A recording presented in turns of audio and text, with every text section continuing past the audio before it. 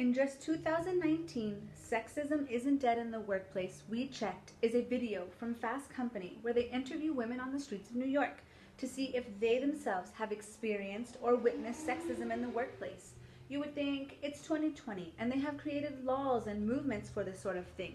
Or perhaps this is old news, but I want to let you know that this is still going on today.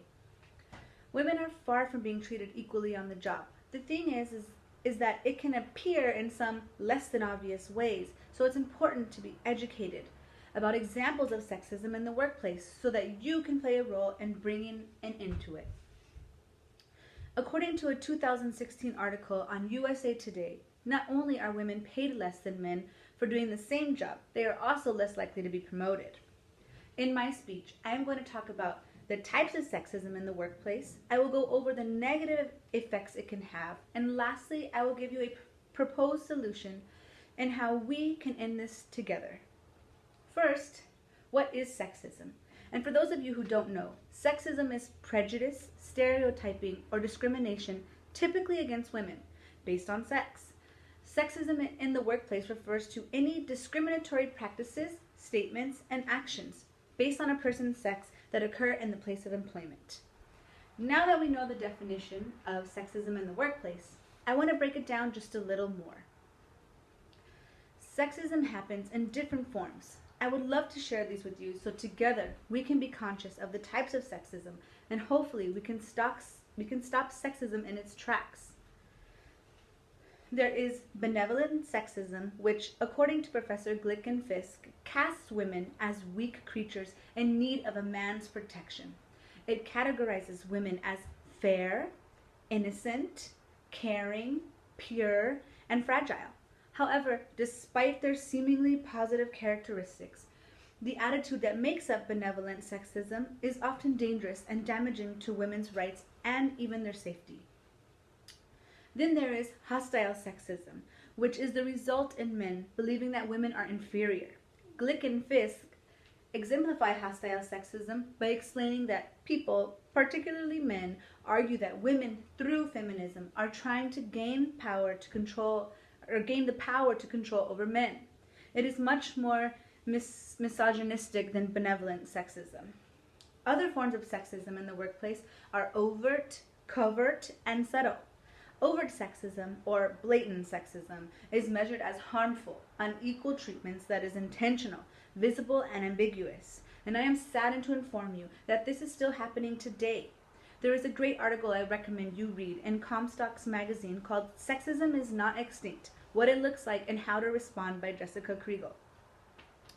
Modern sexism scale measures covert or subtle form of sexism, which is measured as sexism that is either hidden or unnoticed because it is built into cultural and societal norms. All of these I just talked about are different forms of sexism in the workplace. This can have a negative effect that extends further in a woman's everyday life. According to an article on Frontiers in Psychology, Institutional Detriments of Social Inequality, some examples of how workplace discrimination negatively affects women are the gender wage gap, the dearth of women in leadership, and the long time required for women versus men to advance in their careers. Wage gap is one of the most talked about in gender inequality, and as it should be. Women are only making 81 cents to the dollar that men are making for doing the same job. Advancements is also well known, and it is clear to see just how unfair and wrong it is. If both a man and women are equally qualified for a role, it is more likely that the man will receive the role simply because of sexist beliefs or thoughts in the workplace. According to a 2018 article on the Muse, 7 Striking Facts About the State of Women in the Workplace, men hold 62% of manager positions to women's 38%, and it only gets worse higher up. Aside from financial hardships and just pure discrimination, mental health is another negative effect for sexism in the workplace. Usually, when one is experiencing discrimination at work, mental health issues often follow. And according to a 2019 Mayo Clinic article, Depression in Women, Understanding the Gender Gap, it is stated that women are twice as likely to suffer from depression than men. It goes on to state in this study that some of the results for this are unequal power and status, work overload, and sexual or physical abuse. Another study shared that the impact of gender discrimination is highlighted by the 52% of young women who said their work has had a negative impact on their mental health compared with the 42% of men.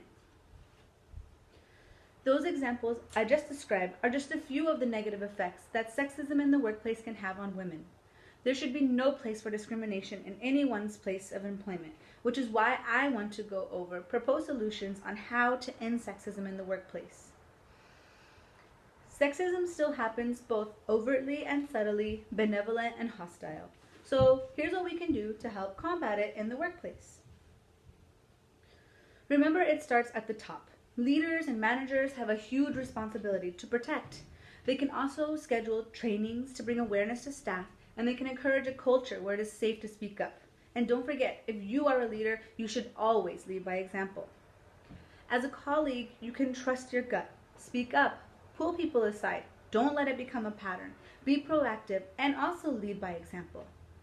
And for you yourself, you can also deal with sexism on your own. First and foremost, don't settle for double standards. Find allies in the workplace. And remember HR, that's what they're there for. However, if it's overt sexism, you must speak up. Before I leave you, I want to reiterate that there are many different forms of sexism. Even something as simple as a joke could be a form of discrimination. Gender inequality in the workplace is a real thing and still exists today. So make sure you do your part and familiarize yourself with what sexism really is. Recognize your own unconscious bias, know that there are negative effects that these women have to live with, and remember to do your part. The bottom line is that everyone should realize that the effects of occupational sexism can stick with the person for a lifetime. So it's important that every person helps bring an end to its existence. Thank you so much.